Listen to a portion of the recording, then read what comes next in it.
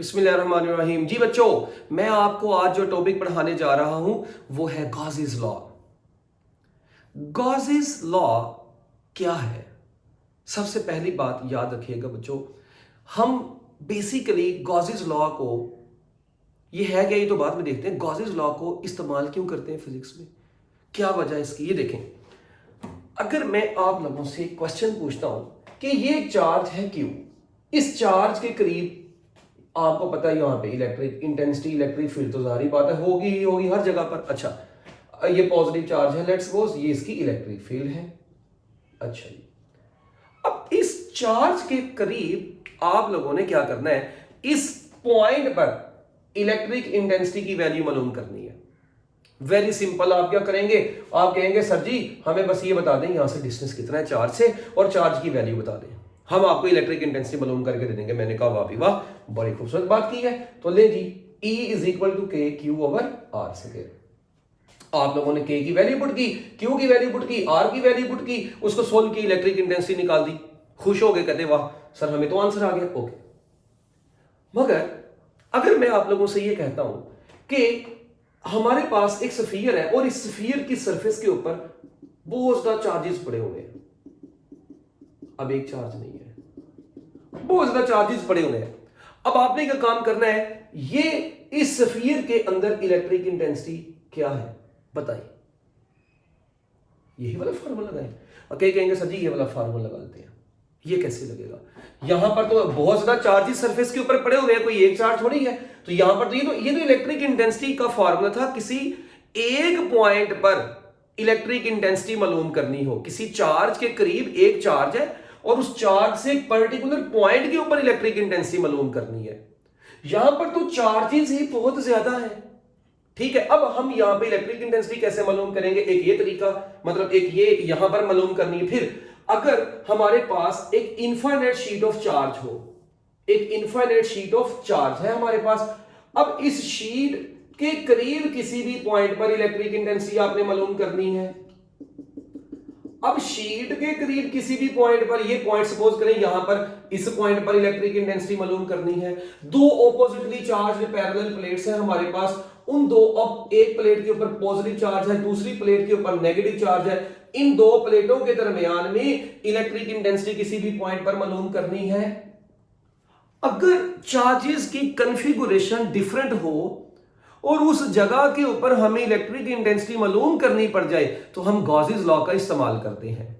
तो सबसे पहले गॉसेस लॉ को यूज क्यों करते हैं वो मैंने लिख दिया है। Gauss's law is used to find the value of electric field intensity at any point due to different charge configuration. जहां पर चार्जेस की डिफरेंट कॉन्फ़िगरेशन है उस जगह पर आपको इलेक्ट्रिक इंटेंसिटी मालूम करनी है, तो आप किसको यूज करेंगे, गॉसेस लॉ को यूज करेंगे। अब हम बारी बारी इसको जरा देखेंगे, मगर उससे भी पहले अभी हमने कुछ गॉसेस लॉ की स्टेटमेंट पढ़नी है, इसके बारे में कुछ छोटी छोटी बातें करनी है। अच्छा जी, अब गॉसेस लॉ की स्टेटमेंट क्या होगी उसको समझने के लिए ना आप लोगों को पहले लेट वी से, मैं कहता हूं हमारे पास ये एक मैंगो लाइक शेप है ये, अच्छा ये कोई भी सरफेस है। अच्छा, इस सरफेस में हमारे पास एक चार्ज नहीं, बहुत सारे चार्जेस पड़े, Q1, Q2, Q3, Q2, Q4 और ये बच्चों Qn। n number of charges हमारे पास इस सरफेस के अंदर पड़े हुए हैं, एनक्लोज्ड है, ठीक है। याद रखिएगा गॉसेस लॉ क्लोज्ड सरफेस के ऊपर लगेगा, जो सरफेस में चार्ज एनक्लोज्ड होगा और 3 डायमेंशनल सरफेस होगी वो, ठीक है। अब इसमें बहुत ज्यादा चार्जेस पड़े हुए हैं और हमने इस पूरी सरफेस का इलेक्ट्रिक फ्लक्स निकालना है। अब हमें पता है इस चार्ज का अपना इलेक्ट्रिक फ्लक्स होगा, अच्छा अपनी इलेक्ट्रिक फील्ड है, इस चार्ज की अपनी इलेक्ट्रिक फील्ड है, हर चार्ज की तो आपको पता है बच्चों अपनी अपनी इलेक्ट्रिक फील्ड होनी है, हर चार्ज का अपना अपना इलेक्ट्रिक फ्लक्स होना है और वो सारे इलेक्ट्रिक फ्लक्स किसमें मौजूद है, इस सरफेस के अंदर हर चार्ज का इलेक्ट्रिक फ्लक्स मौजूद है। तो पूरी सरफेस का इलेक्ट्रिक फ्लक्स क्या होगा, इस सरफेस के अंदर मौजूद तमाम चार्जेस के फ्लक्स का सम होगा। ओके, तो हम क्या काम करने जा रहे हैं, हमने अगर इस पूरी सरफेस का इलेक्ट्रिक फ्लक्स निकालना है तो मैं लिखूंगा इस पूरी सरफेस का इलेक्ट्रिक फ्लक्स होगा पहले वाले चार्ज का इलेक्ट्रिक फ्लक्स जमा दूसरे वाले का जमा तीसरे वाले का एंड सो ऑन बच्चों एन। ले जी, मैंने तमाम चार्जेस के इलेक्ट्रिक फ्लक्स को ऐड करना है तो मेरे पास क्या आना है, टोटल इलेक्ट्रिक फ्लक्स आना है। अब लास्ट लेक्चर में हमने ये पढ़ा था कि किसी भी एक चार्ज, सिर्फ एक चार्ज को अगर सरफेस के अंदर एनक्लोज्ड किया हो, अगर आपको याद हो किसी भी एक चार्ज को अगर सरफेस के अंदर एनक्लोज किया हो तो उस चार्ज की जो इलेक्ट्रिक फील्ड इस सरफेस में से गुजरेगी उसका, उस सरफेस का इलेक्ट्रिक फ्लक्स निकालने का फार्मूला था Q/ε0। ये सरफेस स्फेरिकल भी हो सकती है, सिलेंडर भी हो सकता है, क्यूब भी हो सकता है, कुछ भी हो, what ever the shape is, हमें उससे कोई लेना देना नहीं है। इस फ्लक्स का लेना देना सिर्फ चार्ज और नेचर ऑफ द मीडियम के साथ था। अच्छा, अब हमें यहां पर क्या काम करना है, इस एक चार्ज का फ्लक्स निकालने का फार्मूला भी पढ़ के आए। मैं लिख लूंगा Q1/ε0, इसका क्या हो जाएगा Q2/ε0, इसका Q3/ε0 और बच्चों एंड सो ऑन ये आ जाएगा Qn/ε0। अगर मैं 1/ε0 को कॉमन ले लेता हूं तो यहां से अंदर बच जाएगा Q1 plus Q2 plus Q3 plus and so on, कहां तक जाएगा, Qn तक जाएगा। ये जब सारे चार्जेस को हम क्या कर देंगे, ऐड कर देंगे तो हमारे पास एक टोटल चार्ज आ जाएगा, टोटल नेट चार्ज आ गया इसमें। ये जो इक्वेशन है ना, इस इक्वेशन ने गॉसेस लॉ की स्टेटमेंट के बारे में हमें बताना है। वो कैसे, total electric flux passing through any closed surface is equal to 1/ε0 times the total charge enclosed by the closed surface। ये इसकी स्टेटमेंट है, टोटल इलेक्ट्रिक फ्लक्स। मैं इसकी स्टेटमेंट लिखता हूं, total electric flux passing through any closed surface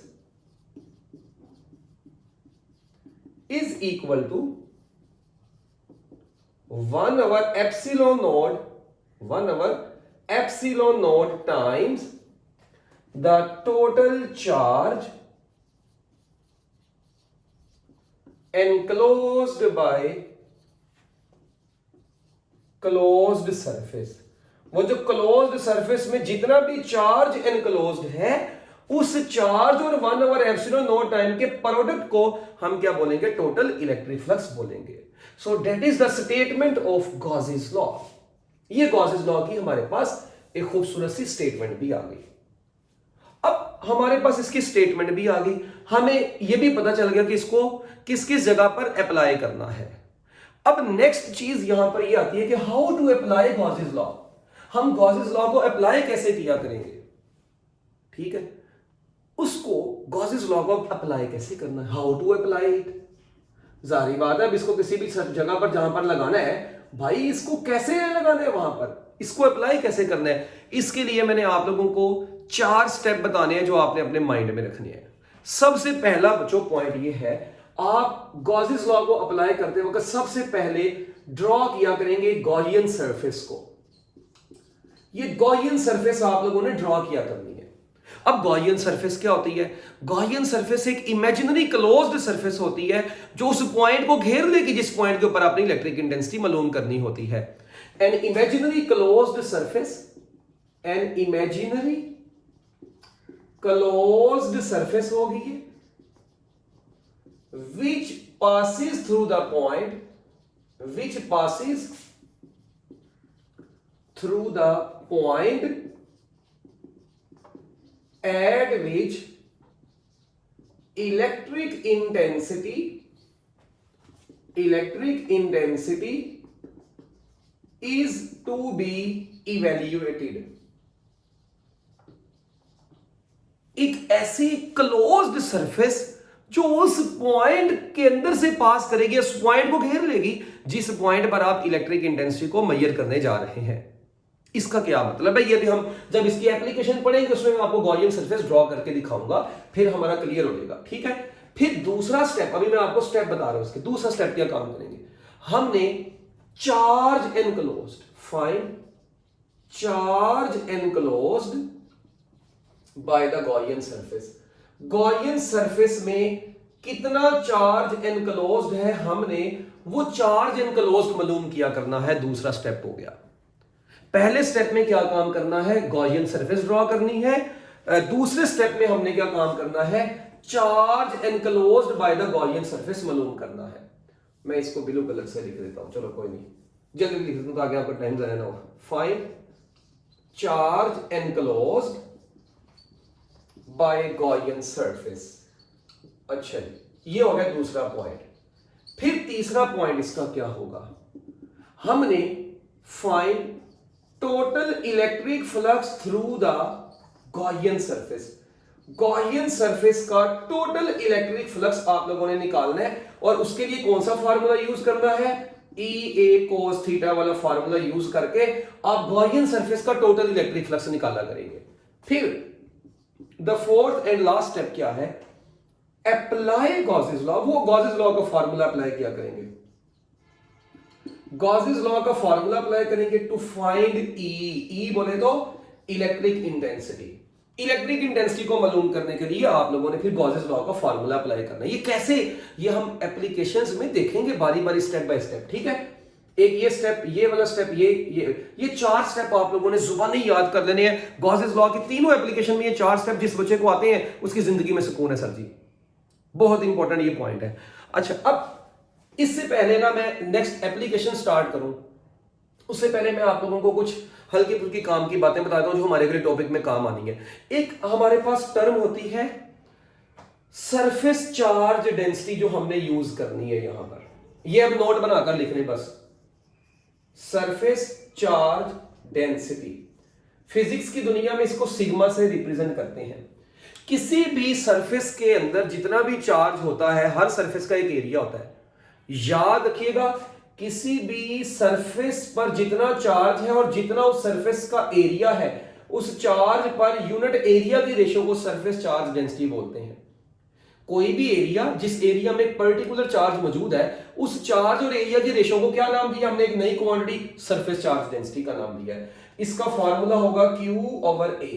Q का unit होता है कूलम, एरिया का होता है मीटर स्क्वायर, तो ये बन गया कूलम पर स्क्वायर मीटर। ये एमसीक्यू में आ सकता है, इसका SI यूनिट है। हाँ, अब कूलम होता है एम्पेयर सेकंड, तो एम्पेयर सेकंड पर स्क्वायर मीटर इसका बेस यूनिट बन गया। अगर इसकी डायमेंशंस की बात की जाए तो एम्पेयर की जगह पर मतलब हमने अगर I लिख दें, I या A लिख दें, आप जो मर्जी लिख लें, AT और L-2, ये बच्चों इसकी डायमेंशंस होगी। और ये कौन सी क्वांटिटी है, क्योंकि चार्ज भी स्केलर है, एरिया भी स्केलर है, तो याद रखिएगा ये कौन सी क्वांटिटी है, it is a scalar quantity. तो ये कुछ बातें हैं सरफेस चार्ज डेंसिटी के बारे में जो कि आप लोगों को याद रखनी है, बहुत जरूरी है आपके लिए, ये आगे काम आएगी। अच्छा, एक होती है linear charge density. Charge per unit length को लीनियर चार्ज डेंसिटी बोलते हैं, और चार्ज पर यूनिट वॉल्यूम को वॉल्यूम चार्ज डेंसिटी बोलते हैं, बट वो हमारा उनसे भी लेना देना कोई नहीं है, ठीक है। इसके बाद एक और बात बड़ी इंटरेस्टिंग, ये गॉसेस लॉ के हवाले से आपने देखा कि ये जो Q है, ये क्या है, नेट चार्ज है। जो सरफेस के अंदर नेट चार्ज बंद है, ये वो नेट चार्ज है। अब अगर मैं आप लोगों से कहता हूं कि एक सरफेस में लेट्स सपोज ये मैं आप लोगों के सामने एक क्यूब सा बनाता हूं, और इस क्यूब में एक चार्ज Q पड़ा हुआ है। ये मैं वैसे MCQ करवाने जा रहा हूं, ये जस्ट MCQ है, ये इससे पिछला टॉपिक जो है उससे रिलेटेड भी है, ठीक है। अगर देखें, क्योंकि हम तो यहाँ पे डिफरेंट चार्जेस की कन्फिगरेशन पढ़ रहे हैं, मगर वैसे में दिमाग में एक MCQ आ गया। ये चार्ज है, ये चार्ज का इलेक्ट्रिक फ्लक्स आपको पता है ऐसे इस पूरे सफियर में से ऐसे ऐसे बाहर को निकल रहा है, ठीक है। मैं आपसे कहता हूं बताएं इस सफियर, इस पूरे क्यूब का टोटल इलेक्ट्रिक फ्लक्स कितना होगा। भाई हमें शेप से कोई लेना देना नहीं है, मीडियम एयर है, charge Q, electric flux is Q/ε0। एक सिलेंडर है, लेट्स सपोज मैं कहता हूं ये एक सिलेंडर पड़ा हुआ है, एक सिलेंडर में, ये सिलेंडर है, इस सिलेंडर के सेंटर में यहां पे एक चार्ज Q पड़ा है, मीडियम एयर है। भाई मुझे क्या लेना देना है यार, ये सिलेंडर है या ये जो भी है, ठीक है। मुझे पता है इसका जो टोटल इलेक्ट्रिक फ्लक्स होना है वो अभी भी कितना होना है, Q/ε0 होना है। मुझे इसके कोई लेना देना नहीं है इसकी शेप से, क्योंकि टोटल इलेक्ट्रिक फ्लक्स शेप के ऊपर डिपेंड नहीं करता, ये चार्ज और मीडियम की नेचर के ऊपर डिपेंड करता है।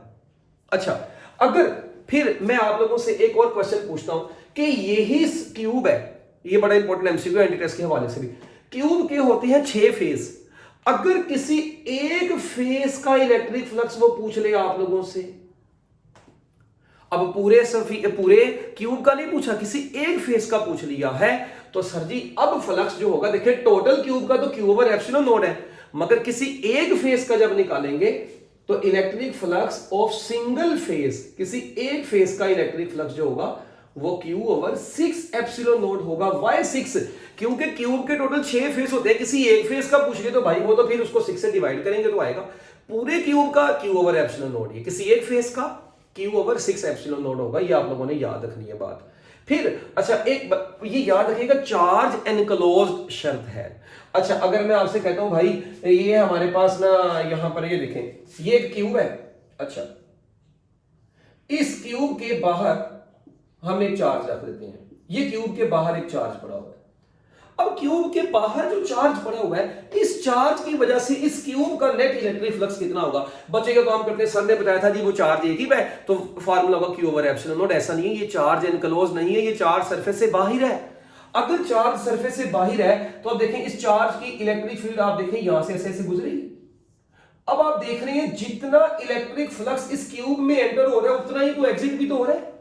जितनी इलेक्ट्रिक फील्ड लाइंस एंटर हो रही है उतनी इलेक्ट्रिक फ्लक्स, उतनी इलेक्ट्रिक फील्ड लाइंस एग्जिट भी तो हो रही है। तो इस सरफेस का, इस पूरे क्यूब का अब इलेक्ट्रिक फ्लक्स क्या होगा? जीरो होगा। अब यहां पे इलेक्ट्रिक फ्लक्स जीरो होगा, ये याद रखिएगा, क्योंकि जितनी लाइनें एंटर हो रही है उतनी ही बाहर निकल गई हैं। ठीक है, अगर मैं वैसे भी कैलकुलेट करना चाहूं इसको तो अगर आप गौर से देखें यहां पर आपको पता है छोटे छोटे इलेक्ट्रिक फील्ड अगर ऐसे बाहर को है तो इधर एरिया वेक्टर ऐसे, इस फेस का एरिया वेक्टर ऐसे बाहर को होगा, यहां पे एरिया वेक्टर और इलेक्ट्रिक फील्ड एंटी पैरेलल है, यहां पे एरिया वेक्टर बाहर को है, area vector electric field parallel है। अच्छा अब हम क्या काम करेंगे, इस साइड का फ्लक्स अगर पॉजिटिव आएगा तो इस साइड का फ्लक्स नेगेटिव आएगा, तो वो नेट फ्लक्स क्या हो जाएगा? जीरो हो जाएगा। तो इस पूरे क्यूब का नेट फ्लक्स जीरो है अगर चार्ज क्यूब से बाहर पड़ा हुआ है, ये कंडीशन है। ठीक है, तो ये बड़ी इंपॉर्टेंट चीज थी। इसी तरह अगर कोई चार्ज क्यूब के कॉर्नर पर रख दें यहां पर, तो उसका फ्लक्स क्या होगा? वो एंट्री टेस्ट के अंदर इंशाल्लाह मैं आप लोगों को जो एंट्री टेस्ट का लेक्चर होगा उसमें बड़ी डिटेल में बताएंगे ये बातें। ठीक है, तो लो बच्चों ये आप लोगों का गॉसेस लॉ का छोटा सा टॉपिक था जो कि मेरी तरफ से कंप्लीट हो गया। इंशाल्लाह हम इसकी एप्लीकेशंस में और मजीद अच्छी चीजें देखेंगे। बच्चों चैनल को लाजमी सब्सक्राइब करें, जो बच्चे न्यू हैं ठीक है वो तो लाजमी करेंगे, और जो बच्चे पुराने हैं वो लाजमी अपने फ्रेंड्स से शेयर किया करें इसे, ताकि वो ज़्यादा से ज़्यादा जो बच्चे नहीं चैनल से अभी तक फ़ायदा हासिल कर सके वो भी हासिल करें फ़ायदा। ठीक हो गया, तो ये आप लोगों ने लाजमी अपने दोस्तों के साथ शेयर करना है चैनल को। अल्लाह हाफिज़।